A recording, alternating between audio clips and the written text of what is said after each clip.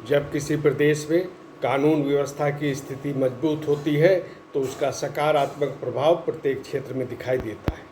योगी आदित्यनाथ ने जब 6 वर्ष पहले मुख्यमंत्री पद की शपथ ली थी तो कानून व्यवस्था को सुदृढ़ करना अपनी सर्वोच्च प्राथमिकता में शामिल किया था, और यही कारण है कि कानून व्यवस्था की जो प्रतिष्ठा है योगी मॉडल की, वो देश दुनिया में भी है। इसका सकारात्मक प्रभाव व्यापार के क्षेत्र में भी दिखा, विद्यालयों के आसपास के क्षेत्रों में भी दिखा। ये संयोग था कि योगी आदित्यनाथ ने अपनी गोरखपुर यात्रा में व्यापारियों के प्रतिनिधियों से और शिक्षा के प्रतिनिधियों से अलग अलग संवाद किया।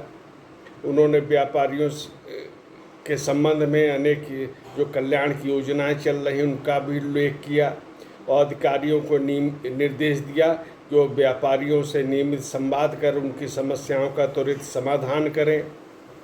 व्यापारियों के लिए जो भी कल्याण की योजनाएं चल रही हैं उनमें उनका योगदान हो, उनका लाभ हो, इस बारे में विचार करके और कार्रवाई की जानी चाहिए। इन योजनाओं का प्रसार होना चाहिए जिससे अधिक से अधिक व्यापारी लाभान्वित हो सके। प्रदेश में कानून व्यवस्था की स्थिति मजबूत रही। कनेक्टिविटी का बहुत अधिक विस्तार जो किया गया है 6 वर्षों में, उससे व्यापार को लाभ हुआ है, व्यापारियों को उससे सुविधाएं मिली हैं, ये तथ्य भी सामने आया। सेफ सिटी अभियान है, आगे बढ़ रहा है।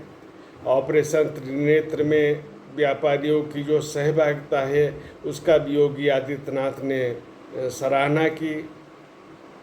मुख्यमंत्री ने कहा कि सुदृढ़ कानून व्यवस्था उनकी सर्वोच्च प्राथमिकता में शामिल है, और जब गोरखपुर में प्राचार्यों और प्रबंधकों से उन्होंने संवाद किया तो वहाँ भी इस तथ्य का उल्लेख किया।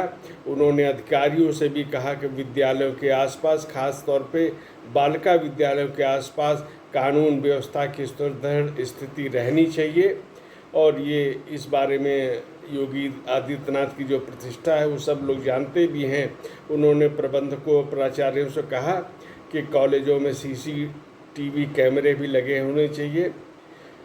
इसके बाद उन्होंने योगी आदित्यनाथ ने कहा कि जो राष्ट्रीय शिक्षा नीति है उसके क्रियान्वयन पे विशेष ध्यान दिया जाना चाहिए, और कौशल विकास के जो उसमें समावेश है राष्ट्रीय शिक्षा नीति में, उस हिसाब से विद्यार्थियों को प्रशिक्षण भी दिया जाना चाहिए, और रोजगार परक जो शिक्षाएं हैं उनकी दृष्टि से प्रशिक्षण देके विद्यार्थियों को स्वावलंबी बनाने का भी कार्य होना चाहिए।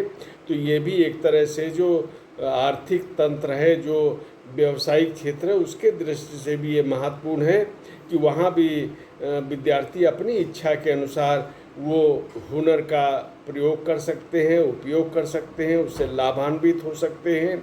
तो ये एक प्रशिक्षण के माध्यम से उनको स्वावलंबी बनाने का संदेश भी योगी आदित्यनाथ ने दिया। पौधारोपण का कार्यक्रम भी चल रहा है।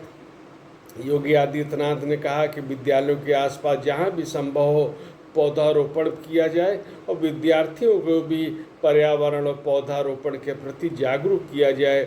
इसके अलावा जो महापुरुषों की जयंती है उनका भी विवरण विद्यालयों में होना चाहिए, और प्रत्येक महापुरुष के संबंध में विद्यालयों में उस दिन प्रार्थना के पहले एक उनको चर्चा भी होनी चाहिए, विद्यार्थियों को उनकी जानकारी भी दी जानी चाहिए। तो इस प्रकार हम देखते हैं कि जो कार्य शिक्षा क्षेत्र में हो रहे हैं उनका भी उल्लेख योगी आदित्यनाथ ने किया। ग्रामीण से लेकर शहर तक की व्यवस्थाओं का उन्होंने उल्लेख किया, उसमें लोगों का सहयोग मांगा, और यह कहा कि ग्रामीण क्षेत्र को जो विद्यालय हैं वहाँ पे जो विज्ञान के लैब हैं वो अपडेट होने चाहिए।